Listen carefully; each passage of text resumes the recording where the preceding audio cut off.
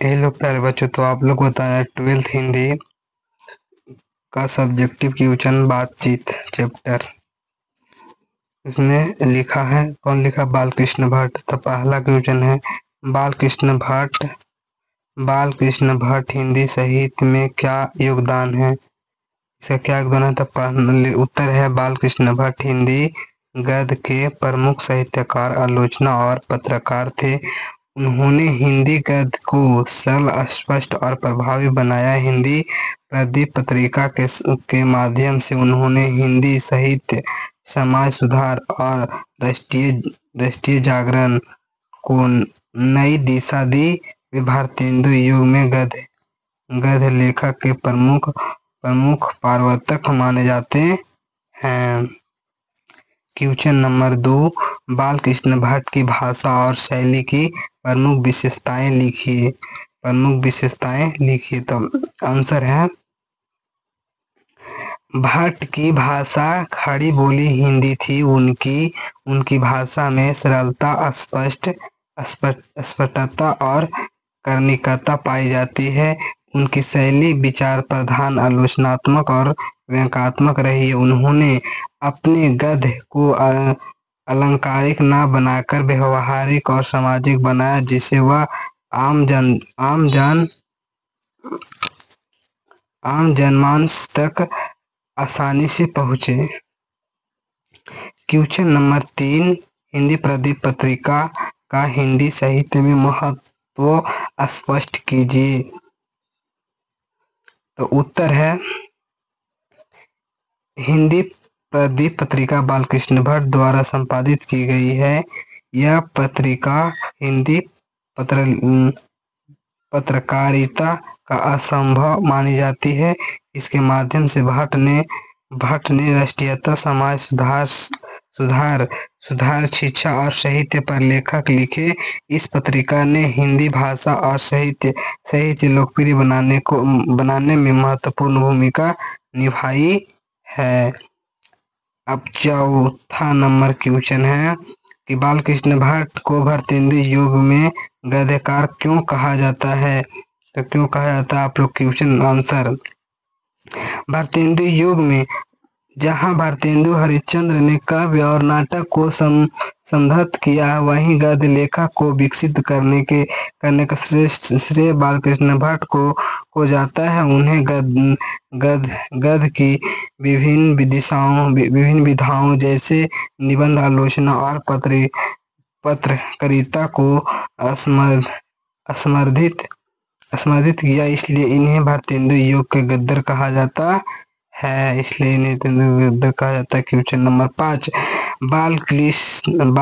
बालकृष्ण भट्ट के लेखक में सामाजिक सुधार की प्रवृत्ति कैसे दिखाई देती है? तो उत्तर है, भट्ट ने समाज की कुरीतियों, अभिलाषाओं और रूढ़ियों का विरोध किया। उन्होंने शिक्षा का प्रसार, रीतियों की स्थिति सुधारने और जातिगत भेदभाव को दूर करने की आवश्यकता पर बल दिया। उनके लेखक में सामाजिक सुधार की स्पष्ट छाप दिखाई देती है।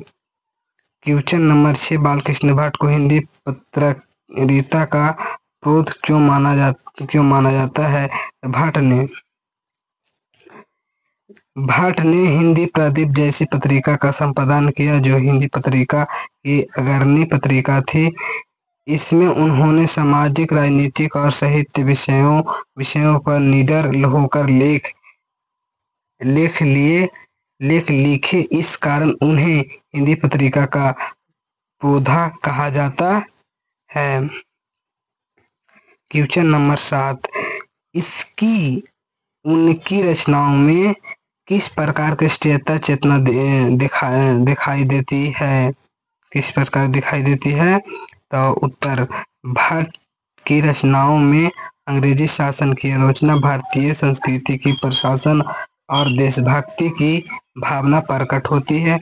उन्होंने भारतीय समाज को जागृत करने का प्रयास किया है। उनके लेखक और राष्ट्रीय चेतना और स्वतंत्र की आकांक्षा झलकती है। क्वेश्चन नंबर 8, आलोचना के रूप में बालकृष्ण भट्ट की विशेषताएं पर प्रकाश डालिए। तो आलोचना के रूप में भट्ट ने साहित्य रचनाओं की विवेचना तार्किक और विश्लेषणात्मक ढंग से की है। उन्होंने साहित्य की वास्तविक और उसकी सामाजिक उपयोगिता पर बल दिया है। उनके आलोचनात्मक लेखों में स्पष्टता, ईमानदारी और निर्भीकता दिखाई देती है। क्वेश्चन नंबर 9, बालकृष्ण भट्ट ने गद्य में विचार की तात्विकता का स्पष्टता का उदाहरण दीजिए। उत्तर, भट्ट ने अपने निबंधों और लेखों में जटिल विषयों को सरल भाषा में प्रस्तुत किया।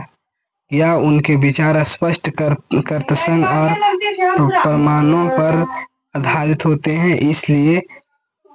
उदाहरण स्वरूप हिंदी प्रदीप प्रकाशित उनके लेख समाज सुधार और शिक्षा पर ठोस तर्कों से युक्त होते थे। क्वेश्चन नंबर 10, बालकृष्ण भट्ट को गद्य वैचारिक धारा का प्रवर्तक क्यों कहा जाता है? तो भट्ट ने गद्य को केवल मनोरंजन का साधन न मानकर विचारों की अभिव्यक्ति का माध्यम बनाया। उन्होंने निबंध और लेखों में सामाजिक समस्याओं, राष्ट्रीय भावना और शिक्षा की आवश्यकता पर विचार प्रस्तुत किया है। इसी कारण उन्हें गद्य वैचारिक धारा का प्रवर्तक कहा जाता है।